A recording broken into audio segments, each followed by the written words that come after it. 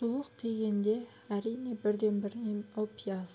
Пиязды майдалап турап, оны крышкасы бар ыдысқа салып, менде бір пияз, яғни 2-3 қасық құмшекер саламыз. Егерде 2 пияз турасаңыздар, 3-4 қасық құмшекер салсаңыздар болады. Бетін жауып 2 сағатқа қойып қоямыз. Суы шығады сол кезде.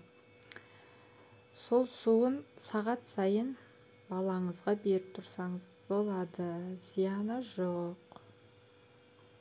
Сағат сайын 2-3 қасықтан. Көрдіңіздер ме, менің балаларым сүйсініп ішіп жатыр. Дәмі тәтті, пияздың дәмі шықпайды. Ем болсын, жасап көріңіздер, пайдасы тиеді.